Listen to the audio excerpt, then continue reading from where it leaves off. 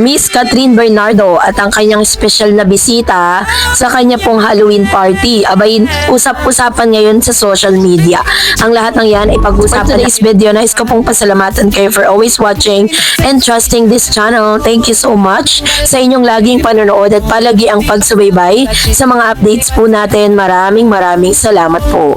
And ngayon na ito na pag-usapan natin ang ilan sa mga sinatawag natin ilan sa mga naging balita pagkatapos nga ng Halloween, ano, dahil syempre iba-ibang mga artista po talaga yung naglabas ng mga tagpo sa kanila. At isa sa mga pinag-usapan nga at nag-trending, walang iba kundi si Miss Catherine Bernardo. Sabi po ng isang Reddit, kasi meron po dito, naganap po kasi ako ng ilan sa mga ganap kay Miss Catherine at sinasabing meron nga pong special na bisita si Catherine Bernardo during the Halloween party na pilit na iniiwas at pilit na itinatago ng ilan, pero may lalabas at lalabas pa rin daw di umano na resibo. Pero hanggang sa ngayon kasi naghahanap pa rin tayo ng means kung paano natin madidetect or ma-check na talagang legit, no? Sabi po dito sa Reddit, usap-usapan kasi ito ngayon. Sabi niya, huli pero hindi kulong. Sa ginanap na Halloween party na inorganize si Catherine Bernardo, maingat ang mga bisita dahil walang lumabas na picture na nandun si Mayor Mark Alcala. Wala mang picture si Mark. Nag-post naman si IGs ang kabarkada ni Mayor na invited sa party ni Catherine.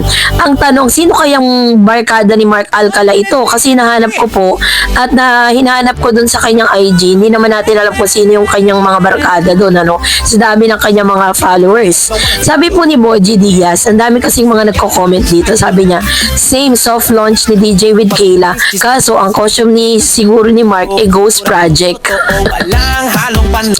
Meron pa nag-comment naman si Teen Sem or Teen Sibeknek. Sabi niya, correction, ghosting projects. And then, kinakahiya niya ba o kinakahiya ba niya yung bago niyang jowa?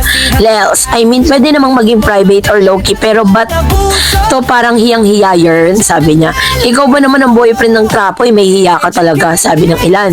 Tapos may picture pa dito na magkamukha na nga daw talaga si Catherine at saka si Mayor Mark Alcala. And then sabi ni Shana Dam, ano ba Catherine, sabing i-hard launch mo na yan, pati mga kaibigan ni Mayor. Hirap na itago ang relasyon mo. And then sabi ni Hannah Mitten, I think mag-hard launch before mag-election. So, mga 2027 pa, hehehe.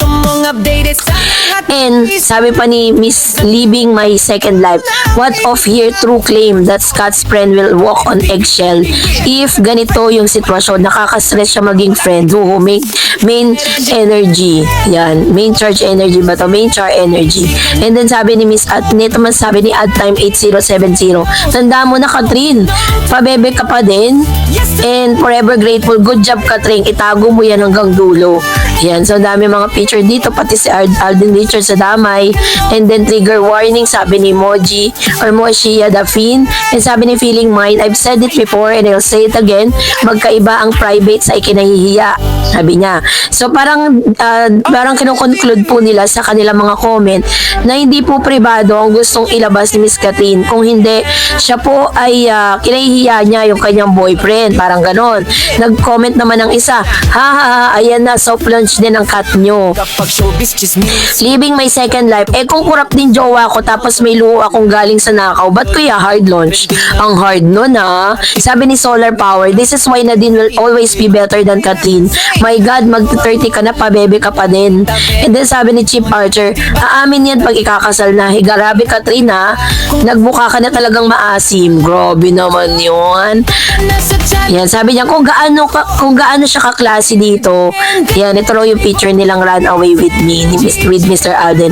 Biglang nawala dahil sa trapong Mark Alcala na yan. Ayaw malamangan ni Alden, kaya pinagbawalan si Catherine umaten sa kahit anong awarding na meron ang HLA. Patawa ka Mark Alcala, ayusin mo muna Lucena hindi yung 2 to 3 days ka lang mag-work dyan tapos lampungan na kayo ni Catherine sa condo.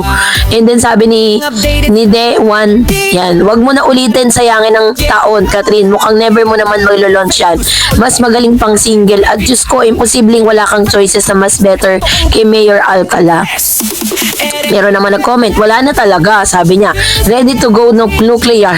May Mark Alcala na galit sa owner ng resort. Yan, yun yung mga chika kasi, diba? Parang Parang ano lang, parang ang hard lang ng mga comments patungkol kay Miss Catherine Bernardo. Matapos nga na mapabalita na parang tinatago pa rin daw ni Catherine yung kanyang jowa na si Mayor Mark Alcala. Sabi po ng isang balita, pagkatapos sa maplex ng sightings kina Daniel Padilla at Kayla Estrada na magkasama sa Halloween Ball, hindi naman nagpakabog ang kampo ng kafaniya ni Catherine. Ayon sa netizen, nag-organize rin umano ng Halloween party si Catherine Bernardo kung saan di umano invited ang kabarkada ni Mayor Mark Alcala. Dahil may common link, nagkaroon ng haka-haka ang mga nagmamahadera na nandun din daw ang alkalde, although wala namang resibo na magkasama sila.